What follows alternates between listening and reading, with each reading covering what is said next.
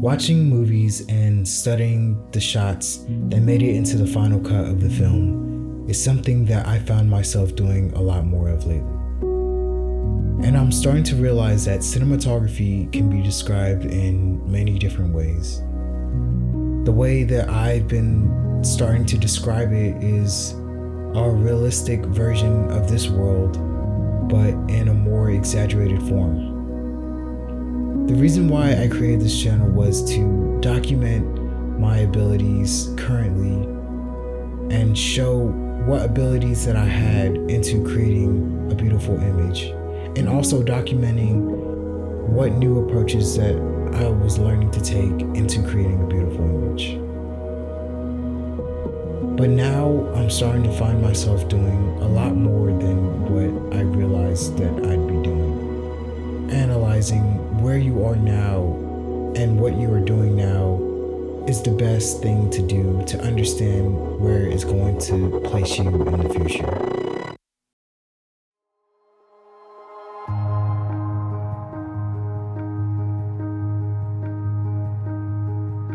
When you're tired and worn, and you feel like you can't go on. In our modern day and age, good and bad cinema has been redefined to the point where it's subjective. Telling my own story can be seen as bad, and telling your own story can be seen as good, which can come from a sense of relatability. Drawing an emotional connection to a character creates a bias and influences us to judge films with a consistent standard. Letting go of this standard for me is like clearing my own roadblocks. Although good and bad cinema can be subjective, putting myself in the shoes of others is a step that I feel like I need to take to understand what makes a film good. You know, good cinema is people have their own opinions about everything, and I think that I personally enjoy when a movie is able to pull me in and tell me something really special about the character that they're talking about, or if it's just intriguing in general. And that's what I try to implement most in my own work, is to make sure that the script is as good as it can be, that the story has meaning behind it. You know, what questions about life are we exploring through the characters and through the action and everything? You know, why is this happening? This is the biggest question that I had to ask myself, writing and directing my first narrative film. Having all these amazing ideas and trying to put it into one story places limitations on your audience's level of understanding of what's going on. Knowing what your actor should say or what action they should give in a specific moment in a scene. Looking for the puzzle pieces that you need before you start solving the puzzle is the most overwhelming situation that you could put yourself in. And learning it the hard way was the only way I was going to understand that. He says, yo, you ready to go? And then I guess there can be a little movement or action or whatever. And the guy that walks through the hallway into the living room, he's like, yeah, can't find my phone. And the guy in the living room, you know, they have this short dialogue or whatever.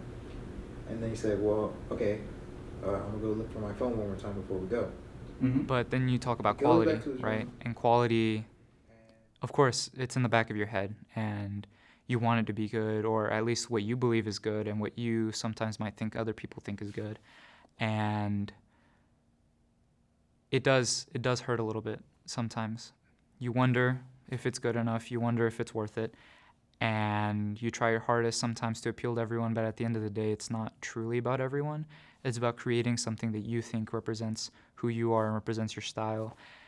And if people like it, if there's an audience for it, they'll show up. Guy comes back out. He's like, I can't find my phone. Can you call it?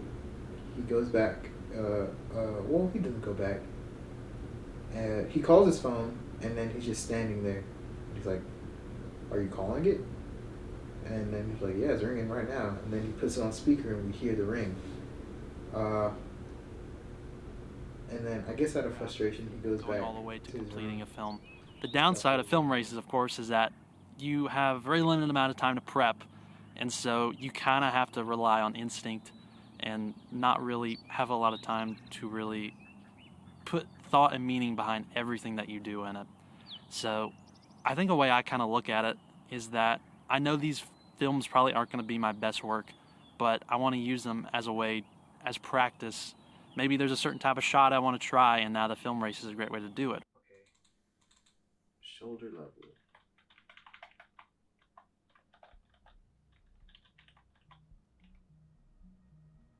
I think my biggest struggle directing my first narrative film was the fact that I did it during a film competition.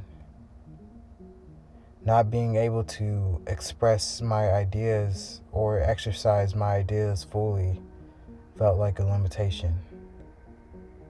But I think competing for me was a good thing because I knew that I needed to have something done by a certain deadline. And in a sense, that was my biggest motivator to have this whole film completed. But no matter how much I planned for the shoot to go smoothly, there was always something in the way. And it made me realize how important of a step pre-production is. But it also opened my eyes to production and how it's a whole different monster.